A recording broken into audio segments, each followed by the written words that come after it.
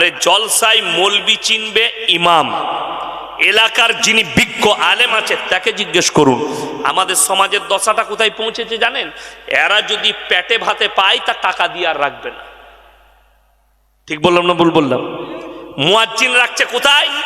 ইমাম রাখছে। কেউ যদি কোনো ইমাম যদি বলে আমার 10,000 টাকা লাগবে, ভালো সৈয়দ আলেম আমাকে 15,000 লাগবে, তো ই খুঁজছে কাঠ মৌলবি, কোন রকম খালি নামাজটা হয়ে যাবে, বলে 5,000-এ পাওয়া গেছে, রাখ।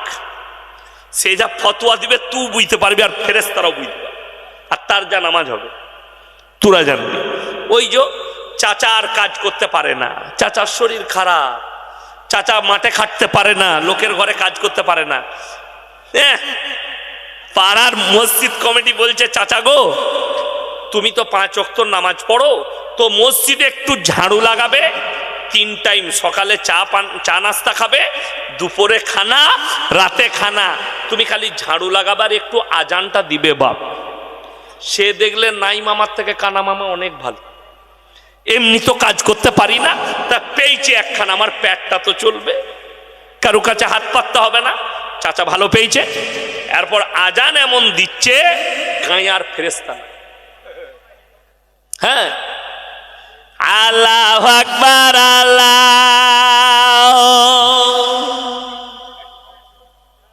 আরে মনে করছো ফজরের সময় আজান দিচ্ছে চাচা, আসসালাতু খায়রান মিনাল, যার নাম খয়রন সে মনে মনে করছে আমাকে কে ডাকলে ভোরের বেলায় উঠে পড়েছে।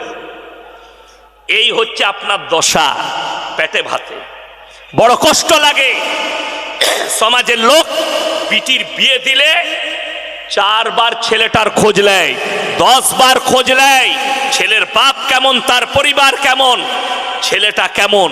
কিন্তু আপনি মসজিদের একটা মুয়াজ্জিন রাখবেন, আপনি খোঁজ নেবেন না তার আজানটা শুদ্ধ আছে কিনা, লাগুক 1000 বেশি। আপনার মসজিদে এমন একটা ইমামকে রাখবেন যে বুক ফুলিয়ে স্টেজে দাঁড়িয়ে, মেম্বারে দাঁড়িয়ে হক কথা বলবে। আপনি রেখেছেন পেটে ভাতে মৌলবি, খাবি দাবি নামাজ পড়াবি না, তার সূরা শুদ্ধ আছে না, একটা মশলা বলতে পারবে। ওই জন্যই তো। আর যারা সৈয়দ আলেম তারা দেখছে মসজিদে ইমাম বেতন নাই, চল মসজিদ মাদ্রাসায় পালিয়ে চল। অনেক আলেম দেখছে এরা বেতন দিচ্ছে না, চলো ব্যবসা কর। দুঃখটা ওইটাই। আমাদের দেশে দেখুন, আমি খালি নামে শুনতে পাচ্ছি ইমাম সংগঠন, অমুক সংগঠন, আমরা আঁটি করেছে ইমাম সংগঠন করে, তারপরও আলেম দিকে বেইজ্জতি করে মসজিদ থেকে বার করা হচ্ছে, বিনা দোষে বার করা হচ্ছে। ইমাম সুদের বয়ান করছে, হারামখোর কমিটির মধ্যে সুদ করা আছে, পেছনে লেগে তাড়িয়ে দিলে। ঠিক বললাম না ভুল বললাম? এইখানে খোসবাগ মাদ্রাসা কাছে না দূরে আমি জানি না, কাছে।